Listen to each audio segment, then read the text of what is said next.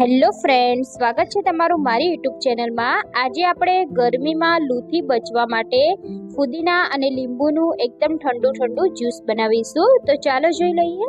તો એના માટે આપણે મિક્સર જારમાં અડધા કપ જેટલા ફુદીનાના ફ્રેશ પાન લેવાના છે, જેથી તેનો એકદમ સરસ એવો ફ્લેવર આવે। હવે આપણે તેમાં લીંબુ એડ કરવાના છે। તો મેં અહીંયા ટોટલ 2 લીંબુ લીધા છે। બંને લીંબુને આપણે આ રીતે નીચોવી લેવાના છે।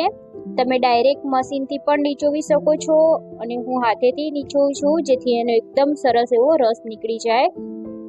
ટોટલ આપણે 2 લીંબુ નીચોવીશું। અને જ્યારે પણ ઘણા લોકો એવું કહેતા હોય છે કે ફુદીનાનો કલર મિક્સર જારમાં એડ કરવાથી કાળો પડી જતો હોય છે અને તેનો કલર ચેન્જ થતો હોય છે, પણ એ વાતનું ખાસ ધ્યાન રાખવાનું કે ફુદીનામાં લીંબુ એડ કરી દેવાથી ફુદીનાનો કલર ક્યારે પણ કાળો નથી પડતો। અને બીજી એક ટ્રીક એ છે કે એમાં ઠંડુ પાણી કે પછી બરફ એડ કરવાથી તેનો કલર ક્યારે પણ કાળો નથી પડતો। તો અહીંયા મેં ટોટલ 2 લીંબુને નીચોવી લીધા છે।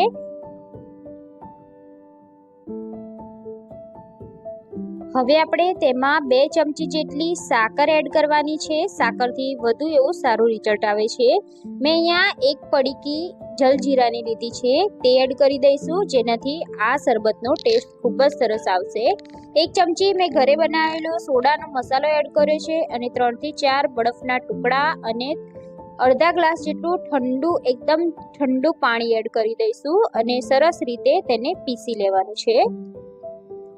તો મેં અહીંયા જ્યુસને સરસ એવું પીસી લીધું છે। તમારે આ જ્યુસને ગાળવું હોય તો તમે ગાળી શકો છો, પણ હું ડાયરેક્ટ જ સર્વ કરીશ। તો આપણે બરફના ટુકડા થોડા એડ કરી દઈશું અને જ્યુસને ડાયરેક્ટલી આપણે સર્વિંગ ગ્લાસમાં કાઢી લઈશું।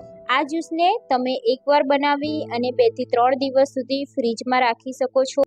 આ જ્યુસ ખૂબ જ ટેસ્ટી બન્યું છે, જોતા જ પીવાનું મન થઈ જાય એવું ફુદીના લીંબુનું આ જ્યુસ ગરમીમાં એકવાર જરૂરથી બનાવી લેજો, ક્યારે પણ ગરમી નહીં લાગે। આ જ્યુસ પીવાથી લૂ જેવી સમસ્યાથી તમને રાહત મળે છે। તો તમે પણ ગરમીમાં આ સિઝનમાં આ જ્યુસ એકવાર બનાવજો। જો તમને રેસીપી ગમી હોય તો મને કમેન્ટ કરી અને જણાવજો અને તમારા ફ્રેન્ડ્સ ફેમિલી સાથે રેસીપીને જરૂરથી શેર કરજો। અને ચેનલ પર નવા હોય અને ચેનલને સબસ્ક્રાઇબ ના કરી હોય તો સૌથી પહેલા ચેનલને સબસ્ક્રાઇબ કરી લેજો।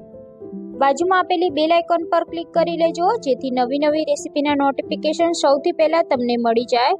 તો ફરી મળીશું ફ્રેન્ડ્સ આપણે આવી નવી રેસીપી સાથે। ત્યાં સુધી જય